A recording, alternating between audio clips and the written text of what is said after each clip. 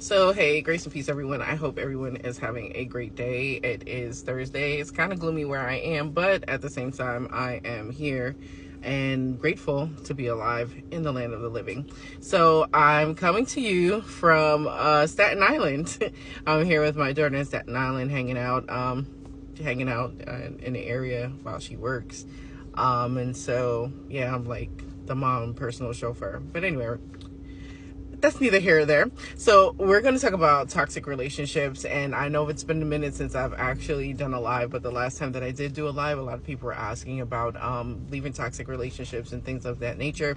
It doesn't have to be a romantic relationship. It could be any type of relationship, and I just wanted to basically share some pointers in making that decision to actually leave the toxic relationship. So leaving a toxic relationship, for a fact, it's hard emotionally, mentally, and physically. But it is an empowering decision that you eventually will have to make if that relationship is not doing anything for you any longer. So I'm just here to offer some practical, hopefully some compassionate advice to help you do so. So I'm going to be looking at my notes. Have my notes right here. So first basically is to acknowledge your reality and to be honest with yourself and how the relationship is basically affecting you. You want to journal your experiences as well. Writing it down makes things a bit clearer, and I'm a big writer. I love to write. I have journals upon journals about relationships, about where I was, where I started, where I am, all of that thing. It really does help you to basically hone into where you are in your life and within the relationship. If I start coughing, please don't just pray for me, because I've been trying to get over this bronchitis. A lot of stuff in the atmosphere. But back to my notes. So things, when they do become unhealthy, you want to document that. You want to see, where you are as far as the relationship is concerned. Of course, weighing the positive and the negatives and things of that nature, and basically looking at your behavior as well. We can't just always blame the other person. We have to look at our behaviors as well. But if for any reason that it is toxic, and you know that it's toxic, and you know that you have to go, then you have to go. Just acknowledge that reality. So part 2 is basically building a support system. That means that a lot of times when you're in a relationship and it's a toxic relationship, where you're dealing with someone that is a narcissist, they usually try to isolate you from other people, isolate you from your friends and your family, and sometimes you just cut off ties because of that relationship. What you try to do, if you have not burned that bridge to a crisp, is get in contact with those people again and let them know what's going on in your life, and also, look up, counseling centers, crisis centers, if it's to that point. But you do want to basically build a support system on, upon your exit, you have someone to talk to, during this time. So reconnecting with people outside of the relationship is important. I'm going to move on to number 3, which is plan, if need be, a way of escape. And this is if it gets abusive, and that's emotionally, physically, and financially. Yes, you can be abused in all those aspects, and you have to pay attention to that as well. That's where documenting things comes into play as far as journaling is concerned. So I'm moving quickly because I got 10 minutes on this thing. So know where to go. Have your essential documents, meaning ID and everything like that, a backpack, money, of course, contact support and organizations, and hotlines. The hotlines are available for those that are, in domestic violence situations or toxic relationships, and people that you can talk to that can counsel you through these things, and to help and to assist you in moving to the next step as far as exiting. So that's if it gets to that point where it's like really abusive and this person just does not want to leave you alone, then you would take that route as basically safety planning, especially if you have children. All right. So after you do exit the relationship, you want to set clear boundaries. Once you leave, be clear and firm. A toxic partner, whether male or female, will try to manipulate you and try to guilt-trip you into coming back into the relationship, and that's a proven fact. And then you can do with the no contact or minimal contact, try to wean yourself off of the contact to no contact at all. A lot of times they'll get mad. They'll be very upset, and you will want to respond. But again, you have to be clear and firm. That's number 4. Number 5, don't wait for closure. You may not even get the closure that you need. More than likely, you're going to be blamed for the relationship falling apart, for you wanting to walk away, or things of that nature. It's a lot to this stuff. So, you don't want to wait for an apology. You basically just want to make sure that you create your own closure. Create your own closure, and just know that this is your peace and this is for your healing.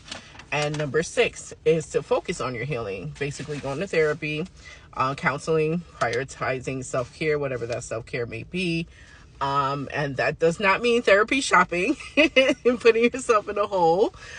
Because emotionally, as women, most women, some women, it's either shopping or food, or for some people it's picking their skin. It's just like totally, it's so many levels to this thing. But yeah, self-care is very, very, just prioritize it. It's so important for you to do so. Reclaim your identity. A lot of times we lose ourselves in relationships, and we forget, who we are, with the things that we like to do, because we're so engulfed into that person. And sometimes we lose ourselves in these relationships. And so remember what you used to do outside of the relationship. If you went skating, if you went to the movies, if you wanted to dance, if you did your hair, if you use makeup, all of these things, sometimes we just throw those things aside because we're within this relationship that is restraining. Number 7 is to stay the course. You may want to be tempted to go back. Don't don't go back. It's easier said than done, but it's a normal feeling. Just remember why you left, and again, stand firm. So remember your worth, your boundaries. Use visible quotes, notes, Bible study notes, verses, support groups. All of that will help and assist in this. And then number 8 is let grace and time do its work. Healing takes time, especially if you've been in a toxic relationship. So it takes time. You don't want to rush it. You don't be ashamed of it. A lot of times, like, I put in all this work 2-3 years, 5 years in a relationship, and we feel ashamed. And a lot of time people stay in that relationship just for the simple fact that they put that much time in. But initially it kills you. It burns out your soul, it burns out your spirit, and you're just a burnt out individual, and you're angry. So what you want to do is basically, celebrate the small victories. Even just separating yourself, that's a small victory within itself, and recognizing that this is toxic and that you have to go, right? So celebrate that, and don't be ashamed. Do not be ashamed for making this decision, because it's for your health. All right. So that was number 8. And like I said, just let grace do what it needs to do, and you'll be fine. You will be fine. Eventually you will be fine. So for those that do not, so I'm just finishing up where I left off in my other video. I was getting a phone call and it interrupted the sound. So yeah, so I'm at the part where, of course, number 8, which is allow grace and time to help to heal you in the situation coming out of a toxic relationship. So at the end of it all, of course, you would need a message in order to send this person, or if you don't, quite know the words to say in order to actually, do this breakup thing, I do have a breakup message. Then you could basically fine tune it to however, whatever relationship it is. Like I said, it could be a romantic relationship, a relationship as far as business wise, as far as family members are concerned. There's so many different um, types of relationships, but of course you would apply it accordingly.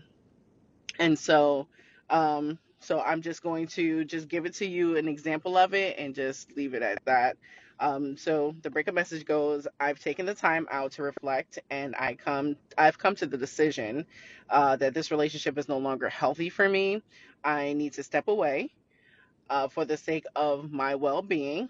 Please respect my choice and give me the space I need to move forward. I wish you peace and healing, but I need to focus on my own right now.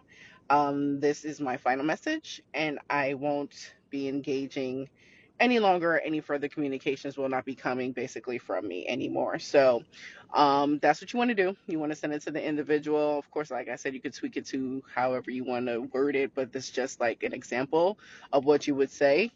Um, you don't want to get into the blaming. You don't want to get into all of that. You just want to, want to leave peacefully. Although you may be in the right, you don't have to prove yourself. You're leaving for those reasons. That's just it. remember to remain firm and to stand firm. Just stand firm. That's what I can tell you. Just stand firm. So there are some scriptures that I do want to leave with you as well. And basically they're strength, peace, and guidance scriptures. So the first is Psalms 34, verse 18. The other is Isaiah 41, verse 10. Philippians 4, verse 7. John 14, verse 27, and Proverbs 3, verses 5 through 6. So you can refer to those scriptures as comfort scriptures as you're going through your healing process, as you're looking for strength, as you're looking for peace. I do hope that this helped in some type of way in helping you to exit that toxic relationship. And of course, I pray for your peace. I pray for your health. I pray for wealth and prosperity. I pray that you would draw closer to the Lord if you don't have a close relationship with Him. But it is important in these last and closing days to have a relationship with God. And so a lot of times that, we have to exit out of these toxic relationships because He has better in store for us. And a lot of times, we have to separate and go to our own different ways because um, it's just, God preserves His people. He really and truly does. And so He won't let His daughter or His son, fail, because He is concerned about us. So I do hope again that this message or this reel will help you in releasing yourself from those relationships. If you have any questions, then of course you can hit me up in the direct messages. And I wish you nothing but the best. Grace and peace, y'all. Have a great weekend.